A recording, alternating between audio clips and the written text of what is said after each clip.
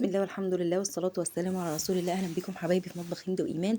هنكمل تكملة الفيديو بتاع الفول والطعمية. هنصلي على الحبيب صلى الله عليه وسلم. وطبعا الفول والفلافل ما يحلوش إلا بالبتنجان المخلل. هنا معانا بتنجان رومي قطعناه مكعبات، قشرناه وقطعناه مكعبات، وخدنا معلقة من هريسة الشطة اللي احنا شيلناها في الفريزر، وكنا بشرين طماطمية واحدة عشان أنا بحب أحط في البتنجان المخلل طماطم مبشورة. اللهم صل على حضرة النبي، مبشورة من مبشورة عادية. وحطينا هنا نص معلقة توم. ما بحبش اكتر التوم في البتنجان المخلل، بيديني نتيجة حلوة والله. هحط طبعا ملح. اللهم صل على حضرة النبي. ليمون، وطبعا البتنجان بيحب الليمون. نعصر بقى ليمونتين 3 كبار كده، وهنشوف هنعمل ايه. متنسيش تصلي على الرسول صلى الله عليه وسلم، ولو عجبك الفيديو ما تنسينيش في اللايك والشير. دعوة حلوة من قلبك لكل الناس اللي بتحبيها، ودايما تتوجهي إلى الله بأي حاجة بتحبيها. إن شاء الله ربنا هيرزقك كل الخير. طول ما احنا بنتمنى، أو طول ما الواحد أو طول ما الإنسان بيتمنى الخير للغير، إن شاء الله يلاقيه. حطينا معلقة كمون، وحطينا الملح، وحطينا هرسة الشطة، وحطينا الثوم، وحطينا الطماطم المبشورة، حطينا الليمون. وطبعا ما ننساش موضوع الخل ما تكتروش عشان انت حاطه.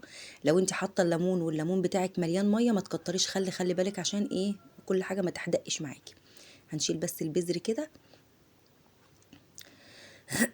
هنا البتنجان انا بغسل البتنجان قبل ما اللهم صل على حضرة النبي صلى الله عليه وسلم، قبل ما بقطعه، وما بنقعش البتنجان بتاعي في ملح وميه والكلام ده كله، ولا ملح وخل. انا برش عليه بعد ما بقشره، برش عليه ملح وخل فقط لا غير، بحطه في المصفى كده، وبعد كده بنزل بيه على الطاسه على طول. هنا طبعا قرينا بطاطس عشان نحضر احلى فطار. ودي حلة سمنة بنسيح السمنة. كل سنة وانتم طيبين. طبعا الأيام دي أيام تخزين السمنة في طوبة. السمنة بتبقى حلوة جدا جدا جدا. هنا قلينا البتنجان. بصي بقى الجمال بقى خطير. ولما تعمليه بالطريقة دي والله ما بيشربش زيت ولا أي حاجة. لكن ما تقشرهوش قبل ما تستخدميه، أو قبل ما تقليه بفترة. وهنا قطعنا الفلفل، وطبعا الفلفل لازم يكون حراق وحسب الرغبة، بس الفلفل بتاع البتنجان لازم يكون حراق.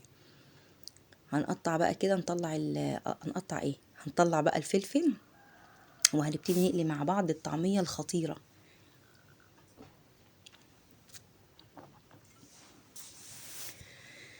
هحط الفلفل كده هنا على البتنجان، وبعد كده هجيب الدقة اللي احنا حضرناها هننزل بيها على الوش، والموضوع هينتهي، وتروحي مقلبالك تقلبتين. هنا جبت الطعمية. اللهم صل على حضرة النبي. الطعمية اليوم دوت كنت عاملاها قبلها بيوم، فطلعتها من التلاجة وقعدت اقلب فيها كده، وحطيت عليها رشة كزبرة ناشفة فقط لا غير. وبعد كده هبتدي اقلب المعلقة اهو. عايزه بقى تقلب ايديكي، حابه تحطي عليها بيض، انا ما بحبش عليها بيض. حابه تحطي اللهم صل على حضره النبي سمسم. نسيت بعد ما قريت افتكرت ان انا عندي سمسم. يعني اللي انت حباه اعمليه. ممكن تكتري البيض مع حته عجينه صغيره، وتعملي عجايه اللي هي زي اللي بتتباع في المحلات بتاعه الفول والطعميه دي. عجه الطعميه بتبقى حلوه جدا. لو انت حابه. طعمها كان خطير جدا جدا، واعمليها بالطريقه بتاعتي ان شاء الله هتعجبك. هنقلي بقى الكميه اللي انت حباها، او الكميه حسب طبعا عدد افراد الاسره. ومعانا الفول هنا برضو كنا بنسخنه اهو. بصي بقى التتبيله تنزلي بقى بيها كده على البتنجان وهو لسه طالع من على النار، او لسه مقلي وهو سخن. ما تعملوش وهو بارد، خليه وهو سخن. انزلي عليه بالتتبيله عشان تشرب. اللهم صل على حضره النبي. البتنجان يشرب من التتبيله بتاعته وهو سخن، بيبقى طعمه حلو جدا. الف هنا وشفا اللي كل منه. حطيت برضو ليمونه تاني على شويه الدقه اللي كانوا فاضلين، وهنزل بيهم برضو على وش البتنجان. شيل بس البذر اهو. بصي بقى خطير. لو وصلتي معايا بقى لهنا ما تنسينيش في اللايك والشير. فيديو خفيف وسريع، تحضير فطار يوم الجمعة طبعا بيبقى خطير. معلش بس الفيديو نزل متأخر شوية. هنقلب بقى طعمية. بصي بقى والله الكاميرا ظالمة اللون. تحفة تحفة ومقرمشة وجميلة جدا، والحمد لله ما فكتش معايا ولا أي حاجة.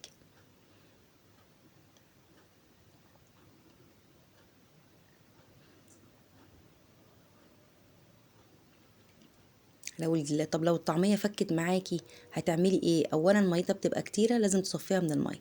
لو معرفتيش تصفيها من المية حطي لها معلقتين دقيق، وان شاء الله هتبقى كويسة، ما تقلقيش يعني.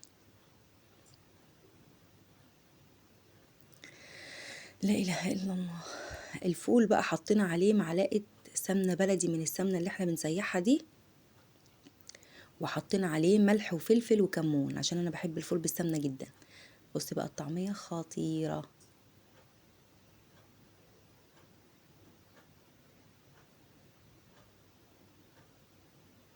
وادي الاكل بتاعنا. شكرا للمتابعة حبيبتي. لو انت مش مشتركة بقى اشتركي وفعلي الجرس عشان ان شاء الله يوصلك كل جديد. بطاطس وفول وطعمية وبتنجان، مفيش احلى من كده. متنسيش بقى ايه، حتة الجبنة وحتة المرطة. الف هنا وشفا للي كان منه. شكرا للمتابعة حبيبتي. سلام عليكم.